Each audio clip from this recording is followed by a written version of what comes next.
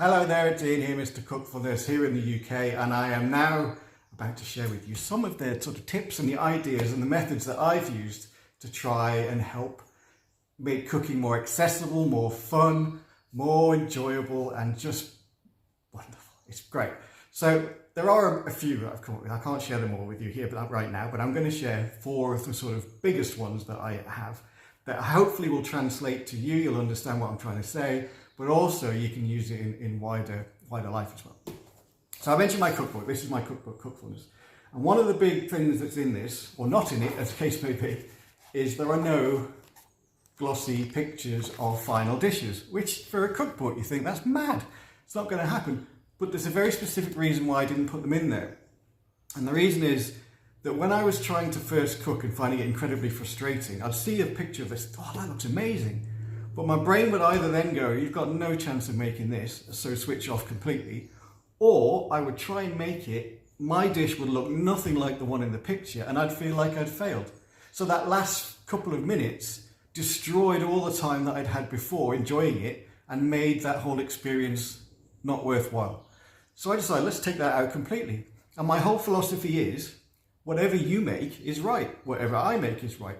So if you have the same ingredients that I've got, we're going to make completely different looking dishes. Is that wrong? No, it's not. So whatever you make is right is really, really important so that you can enjoy and celebrate what it is you've done.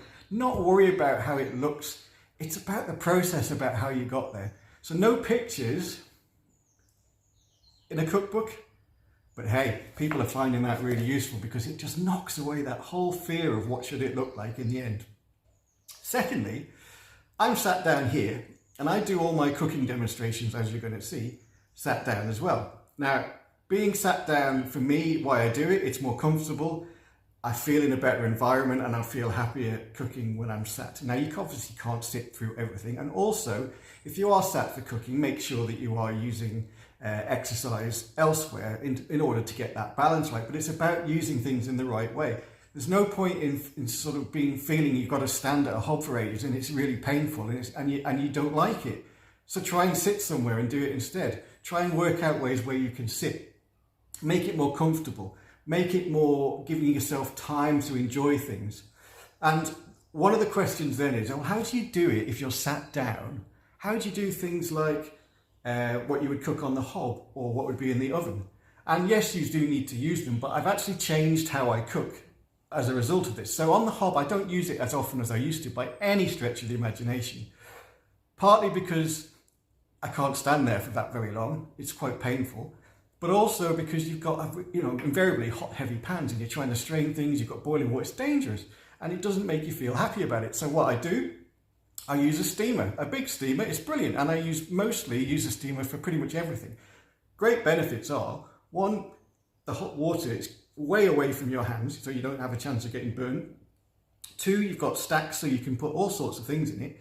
And 3, it's got a timer on it. It even tells you when it's done. It's brilliant. So steamers are great. And I'm actually looking at also little single steamers, so you can use single steamers instead of having to have a big one. But steamers take away a lot of that pressure and fear and anxiety that I had for the hob. And also things like slow cookers, air fryers. They're fabulous because you're still cooking, but you're doing it in a slightly different way. And it's never ever think about it as cheating or anything like that, because you're not. It's really, really smart. In fact, it's the complete opposite of cheating. It's really clever cooking. So one of the things, use things that are going to help you. Don't feel you have to do things the way that you think they need to be done. Use them differently. Third one is that I use ready chopped items all the time. People say, oh, that's cheating. Well, no, it's not, because otherwise I couldn't make that dish. Take a stir fry. Stir fries are fabulous. You can do so many different things with a stir fry. But if you ask me to try and chop all the vegetables for a stir fry, I'd firstly say no. Secondly, say it would take me ages. And thirdly, it'll hurt like hell. Why would I do that? Well, you can buy the bags of ready chopped, fresh and frozen, or stir fry mixes. Use them. They're fantastic. Use frozen vegetables if you need to. Use frozen things that are going to help you, because it just gives you an option when you can't cut or you can't slice things yourself.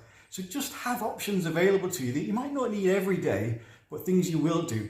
Or things like tubes of paste of garlic and ginger, instead of having to do it by hand yourself, which could be really fiddly and dangerous and difficult. Just give yourself options of things that you've got that are thinking, I'm having a rough day, I'm going to need that today. Lastly, the boom and bust. Everyone does it. We all go, I'm feeling awful, I'm having a terrible day. 3 days later, thinking I'm feeling a little bit better, I'm going to go crazy and do everything I should have done in the previous 3 days. Then you're gone again for another 3 days. So going like this, the roller coaster. Don't do that if you can. Do less on the good days and more on the bad days, so it's a little bit more balanced. And try and find that sweet spot that's available there where you can just do enough, keep going and just keep it going for a bit longer. You'll find it eventually and you'll find how you feel. Don't go nuts, don't do nothing. Do that sort of bit where you're doing a bit more balanced. And things like batch cooking, wonderful thing to do if you can. I just can't do it anymore. So what do? I do a little extra cooking. So I'll make something, or maybe make one portion more, put it in the freezer, and that's my version of batch cooking, is little extra cooking. It's using my energy cleverly, more smartly, and doing things in a bit and not going yo-yo up and down all over the place. So they're my 4 biggest ones. There's many more, and I'll cover them all as we're doing the cooks. So that's all the theory out of the way. Let's get some cooking done. So let's get going with some fabulous dishes.